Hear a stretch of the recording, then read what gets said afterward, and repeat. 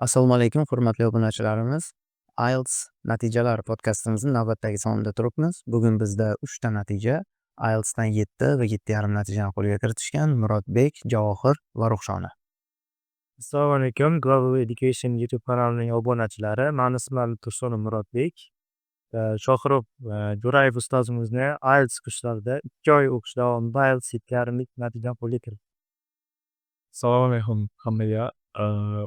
Mani ismim Javohir va mani IELTS rezultatim 7 va man 2 oy davomida Shohrux akada o'qib IELTS 7 natijasini qo'lga kiritdim.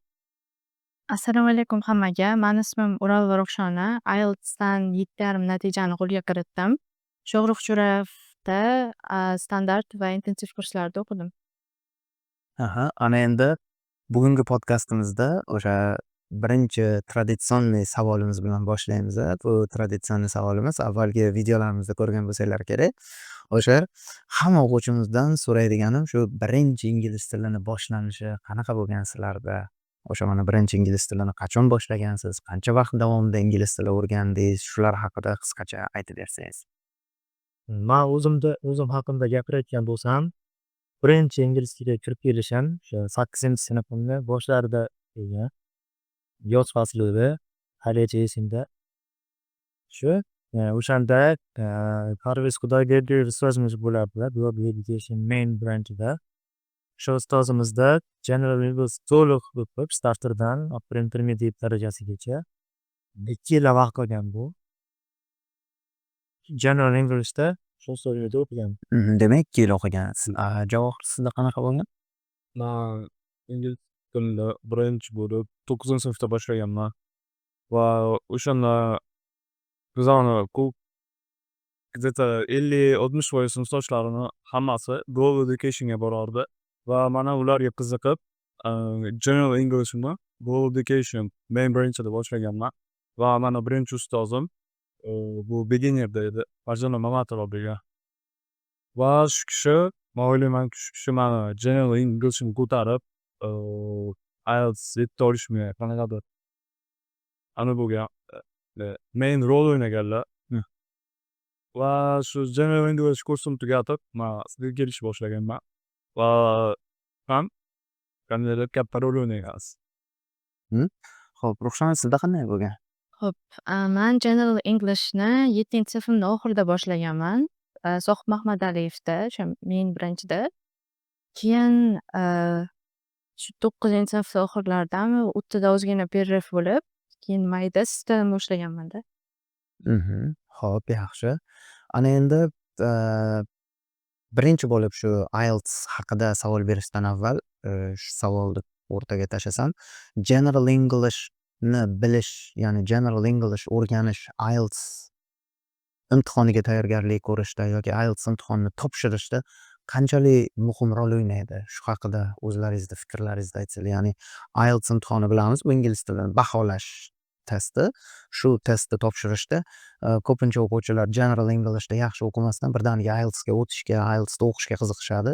Shunga sizlar qanday qaraysizlar? Sizlarning fikrlaringizcha General English qanchalik muhim? Murodbek? General Englishni muhimligi bu juda yuqori. Sababi fundament desam ham adashmayman bilaman. Ko'pchilik darslaringizda siz ham misol qilib aytasiz, birdaniga 6-qavatga ko'tarilib bo'lmaydi deganingizdek, shu birinchi asosda General Englishni o'rganib, o'ziga fundament bilimni olib, keyinchalik IELTSga topshirganda, IELTS guruhi o'qiganda anchagina qo'l keladi bu. Va bu unda o'sha ingliz tili nimaligi haqida tushuncha bo'ladi. Yaxshi. Javohir, sizlarchi qanday fikringiz? Mani experience'imdan kelib chiqib aytamanki, что General English juda ham katta rol o'ynaydi. IELTS academic Englishga o'tish uchun va bu kishi to'g'ri tushuncha berdilar. General Englishga bu sizlarga bu sizlarga fasodda xizmat qiladi va General Englishni qandaydir nima desam, chala o'qib turib birdaniga akademikka o'tib bo'lmaydi.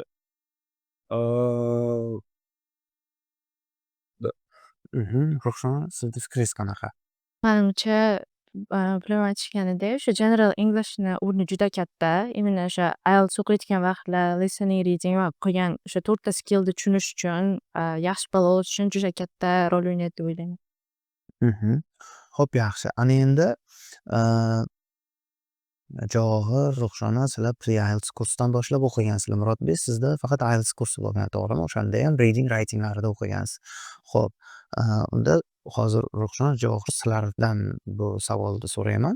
O'sha pre-IELTS kursida o'qiganlaringizda IELTSdan asosiy farqi pre-IELTS kursida nimada? Chunki ko'pchilik mana so'raydi, pre-IELTS o'qiymi yoki IELTS o'qiymi? Qaysi birini qanaqa o'qitiladi? Qaysi birida nima farqi bor deb so'rashadi. O'sha bo'yichayam endi kuzatuvchilarimizga manimcha bu ham qiziq bo'lsa kerak qandaydir ma'noda. Shuning uchun Ruxshona o'zi ayting qani, nima farqi bor?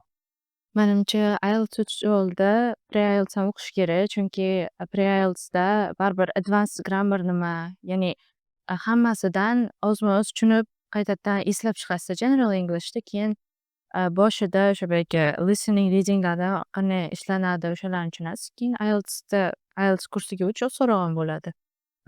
Javohir, sizlar shuni sizlar o'qigansiz.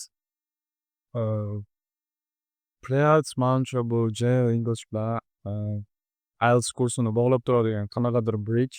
Chunki erta siz IELTS main kurslari bilan birinchi tanishib olasiz.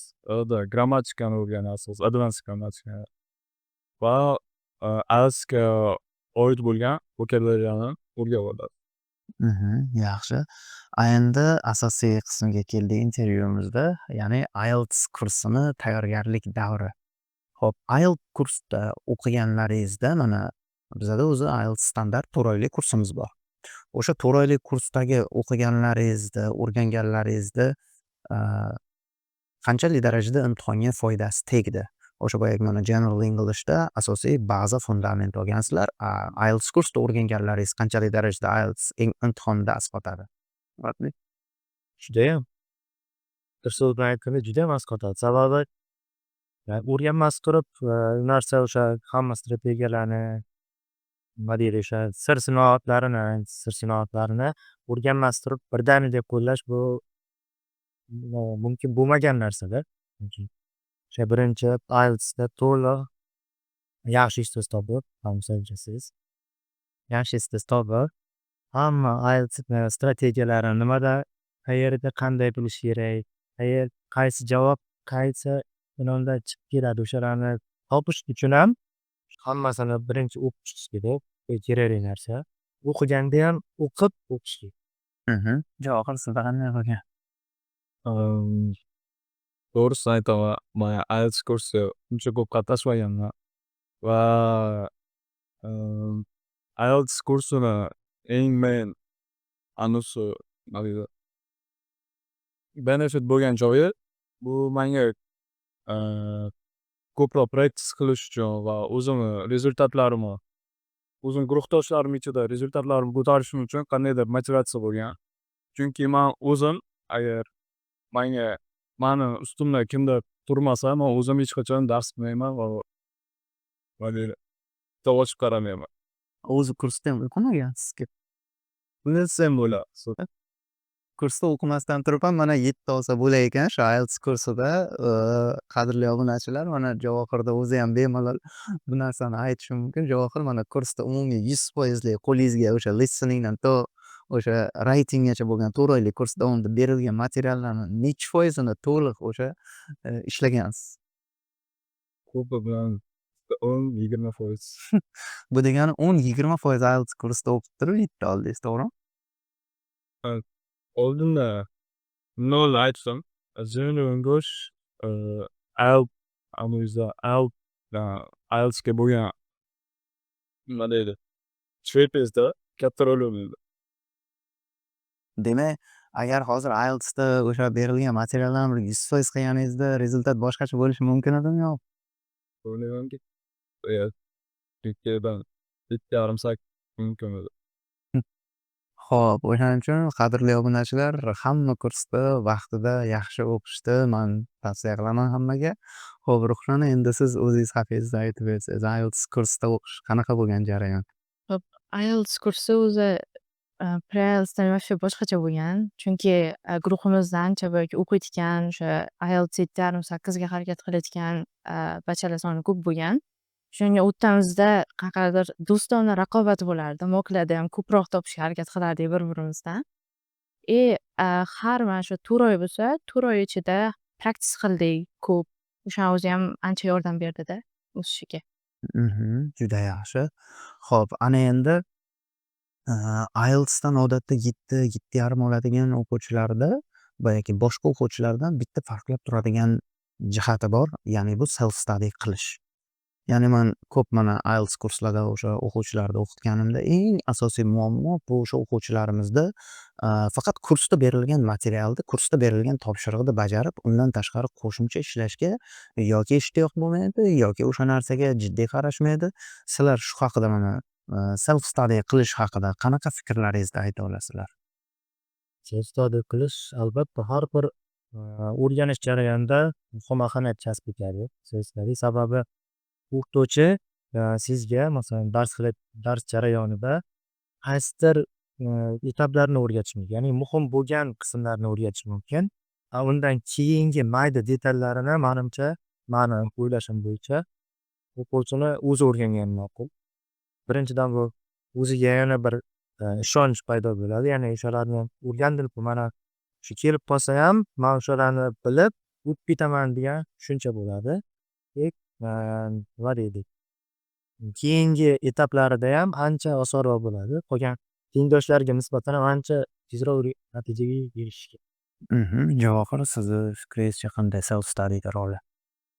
Man o'ylaymanki, любой skillni o'rganayotgan vaqtingiz self study qilmaslik bu o'sha skill o'rganishingiz darajasidagi eng katta fail bo'ladi.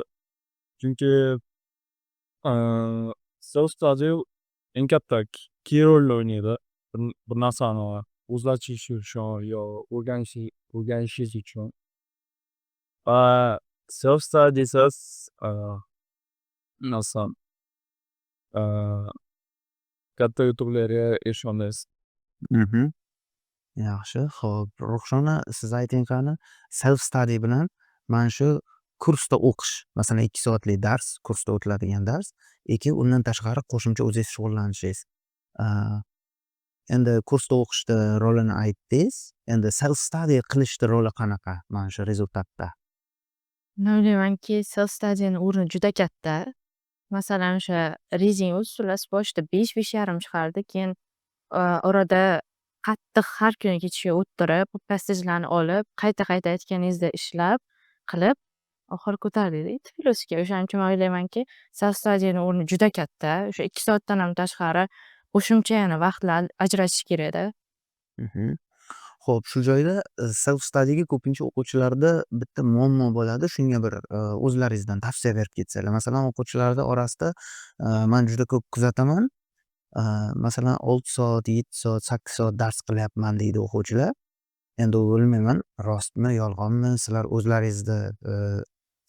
o'zlaringizni tajribalaringizdan kelib chiqib shu narsani aytsanglar. Xo'p, 6 soat, 7 soat, 8 soat dars qilyapman deyishadi, lekin kursga kelganda umuman o'sha 6-7 soatlik darsda effekti, natijasi ko'rinmaydi. Ya'ni o'quvchilar bu joyda noto'g'ri dars qilyaptimi yoki umuman dars qilmasdan turib yolg'on gapirayotgan bo'ladimi? Qanday, nima deb o'ylaysizlar? Mani fikrim bo'yicha ko'pchilik tengdoshlarimda o'sha guvohi bo'lganman. IELTS kursini o'qish davomida ular dars qilish soatini darsni samaradorligiga taqqoslab qo'yishadi ko'p hollarda. Masalan, misol uchun qanday? Ko'p tengdoshlarim ko'rganman. Man 6 soat, 7 soat dars qilaman deydi. Atrofdagilar bu san zo'r natija olasan, dars qilaversan deydi. Lekin aslida unday bo'lmasligi mumkin. Sababi o'sha aytib o'tganimdek samaradorlik bilan unga ketgan vaqt ikki xil narsa. Misol uchun 1 soat dars qilib ham o'sha natijaga erishadi. Yarim soat dars qilib ham o'sha natijaga erishadi. Ular uchundir shu to'g'ri. 6-7 soatlik dars muhimdir. Lekin mani fikrimcha to'g'ri dars qilinsa uyda, to'g'ri materiallar, to'g'ri o'sha o'ziga reja qilib, maqsad qilib qo'yib olib, o'sha bo'yicha ketsa, o'ylaymanki samaradorligi ham vaqt ham o'z joyida. Javohir, sizni fikringiz qanaqa bu bo'yicha? Ustidan fikrimi aytib qo'yinglar. Mana, shunday deb o'ylayman. Chunki ingliz tilidan ham o'zi bitta maqol bor. Quality not quantity degan. Dars qilish soatiga emas, ko'proq siz o'sha dars nimasidan samaradorligiga e'tibor berishingiz kerak. Va nima desam, qo'luvchi dars qilib turib, katta rezultat chiqa olasiz. Ruxshona? Fikring qanaqa? Men aytgan bo'lardimki, u vaqtga bog'liq emasda, qancha ketkazishi u muhim emas. U eng muhimi o'sha yerga to'g'ri dars qilsa, o'shanga nima bo'ladi, o'sish bo'ladida. Endi shu joyda qisqa o'zlaringizdan tavsiya berib ketinglar. Mana Ruxshona listeningdan 9 chiqsa, masalan, o'sha listening 9ga chiqishiga nima sabab bo'lgan? Yoki mana nimada Murodbek readinglardan 8,5 olgansiz. Mana Javohir sizda ham o'sha listening readingda 8dan 7dan chiqqan, writing speakingda ham normalniy ko'tarilgan. To'g'risi sizdan speaking bo'yicha maslahat olishimiz kerak. Chunki speaking umuman kursda umuman gapirmasdan turib ekzamenda qanday qilib bu speaking 6,5 rezultat topib chiqqansiz, o'shani bir aytib bersangiz. Hammalaringiz o'zlaringizdan shu skilllar bo'yicha tavsiyalar bersalar. Ruxshona, sizdan boshlasak listening 9dan. Xo'p, menimcha eng kam ketkazgan vaqtim shu listeningga bo'lsa kerak. Chunki listeningga bergan praksislaringizni qilardimu, o'zimdan qo'shib nimadir qilmasdimda. Asosan shu kino, serial, videolar, YouTube'dagi videolar ko'rardim. Listeningga reading yo writingda ko'p vaqt ajratib qilmaganman-da.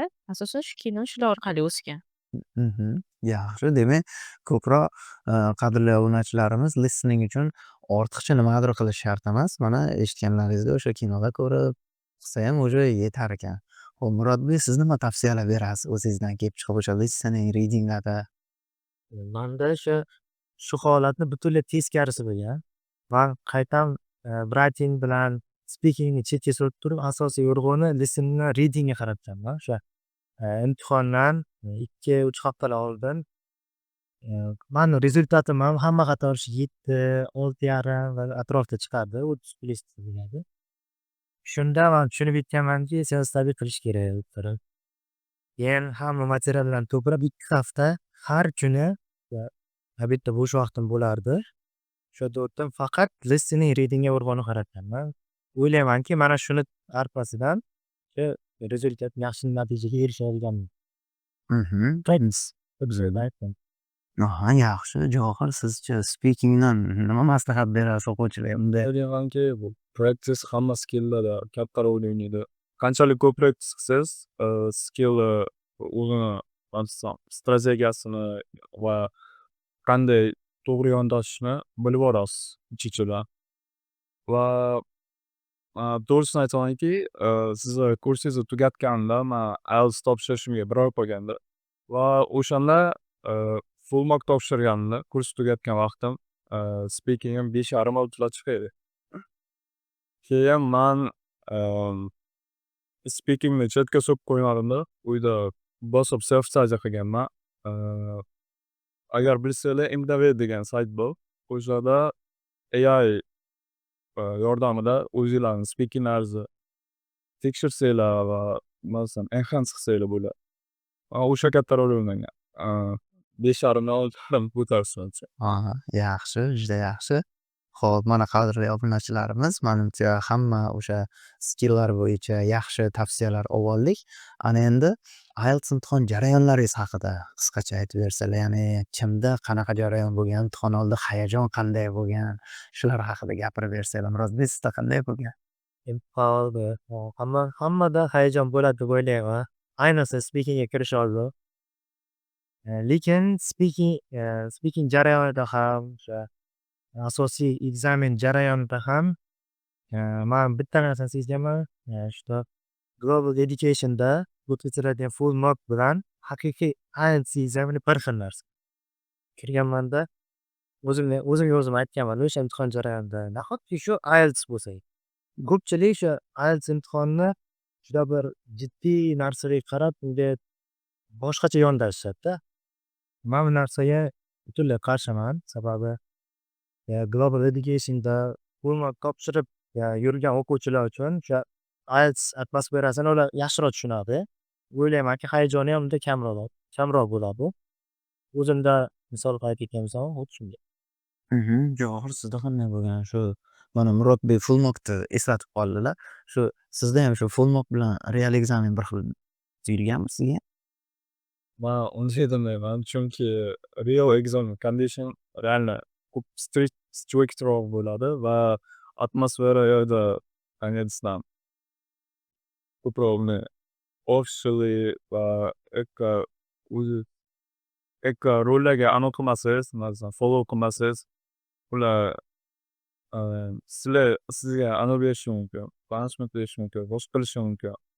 O'zim ham real examda замечание olganman hammamdan.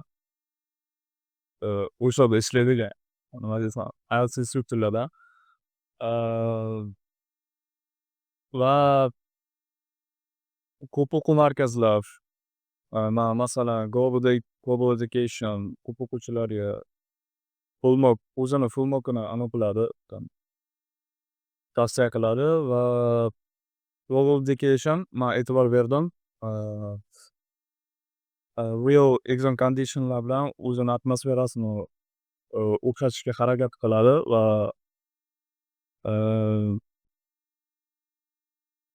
lekin real exam Boshqacha. baribir boshqacha. Aha. Hayajon kattaroq bo'ladi. Ravshan sizda qanday bo'lgan? Menga speakingni zoom bo'lgani uchun endi boshqacha atmosfera bo'lgan, hayajon kuchli bo'lgan speakingda. Lekin main exam u oddiy o'tib ketganda, xuddi bir full mock kirganimda shunday oddiy bo'lgan. Undan oldin hayajon bo'lib, kirganimdan keyin oddiy. Har doimgidek o'tib ketganda. Vahima bosmagan. Mana shu full mock haqida gapirganlaringizda Javohir mana atmosfera boshqacha bo'ladi. Lekin materiallarning darajasi qanday bo'ladi? Shu listening, reading materiallaringiz qanday bo'lgan? Materiallari xuddi o'shangidek. IELTSda qanday material tushsa, full mockda ham bizga o'shanga o'xshash materiallar tushgan. Leveli hard yoki easy bo'lmagan real examenga qaraganda va rezultatlar ham shunga yarasha chiqqan manda. Masalan, man o'zim 2 marta full mock topshirganman Global Educationda va ikkalasi ham overall 7 chiqqan va real examdan ham 7 urib chiqqan. Zo'r. Murodbek sizda qanday bo'lgan? Shu full mockni materiallari bilan haqiqiy imtihondagi boya tushadigan test varaqalarida qandaydir o'xshashlik yoki farqlar bormi? Man masalan hech qanday farq sezmadim u yerdagi materiallarning ko'rinishi yoki keladigan savollar. Ko'pchilik o'quvchilar so'rashi mumkin. Full mock topshirsamda haqiqiy IELTSga boshqa narsa tushsachi manda. O'shandan ko'proq nima desam ekan, qo'rqib turishadi o'quvchilar. Lekin unaqa emas. Full mockda qanday bo'lsa, materiallar, shu listening, reading darajalari, speakingda keladigan savollar qanday bo'lsa, real examda ham xuddi shunday. Ruxshon sizda lekin sizda full mockda 9 chiqmagandi listening yoki reading 8 dan chiqmadi. Qanaqa bo'lgan? O'xshashlik qanchalik darajada? O'xshashlik katta. Baribir bergan materiallaringiz full mockka listening, reading, даже answer sheetlari bilan почти bir xil kelganda, bu endi full mock oxirgi full mockimda o'sha 7 chiqqan edi. Undan keyin balandroq natija olish uchun qattiqroq o'qidim. Menga chiqmasa kerak. Yaxshi. Ana endi yakunlovchi savolimizga keldik. Ya'ni imtihonni topshirgandan keyin odatda o'quvchilarda imtihon natijasini kutishi biroz qiyin bo'ladi. Ya'ni sizlarni caselaringizda paper based testda 13 kun kutish kerak. Bu 13 kun sizlarda qanday o'tgan? Qanaqa bir expectationlar bo'lgan to rezultat chiqqunicha? Murodbek qanday bo'lgan sizda? Expectationlarga keladigan bo'lsak, manda hech qanday expectation bo'lmagan. O'sha test topshirganman, bo'ldi, unutaman shuni deganman, o'ylamayman deganman. Sababi qanchalik ko'p o'ylaversa odam, shunchalik qiyin bo'ladi o'shani kelishi. O'ylamagandim 7,5 chiqishini.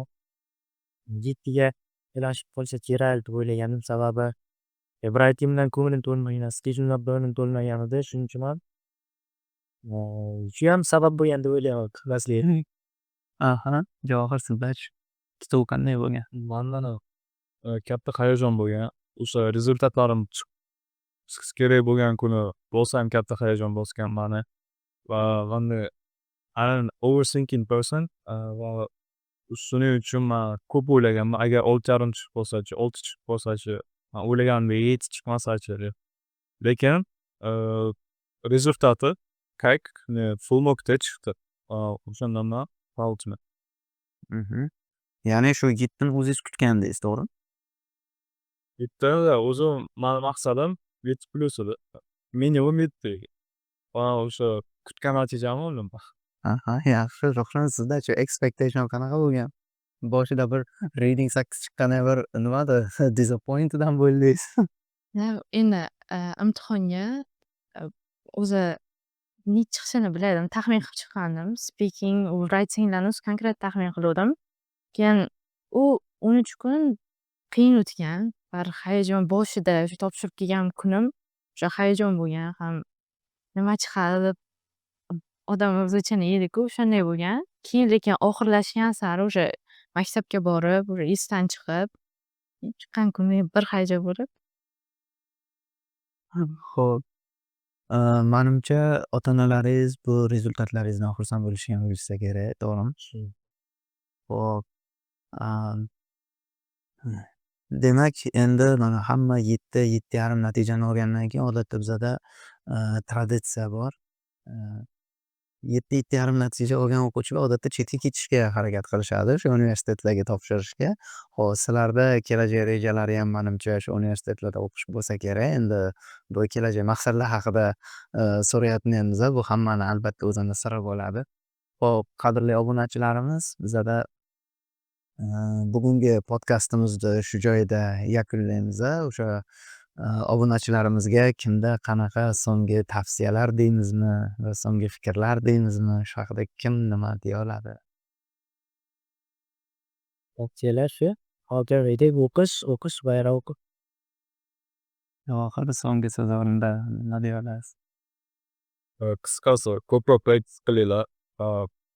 Practice qilguncha sizlar o'sha IELTS tushadigan materiallar bilan ko'proq tanishib olasizlar va nima desam, prinsipni tushunib olasizlar.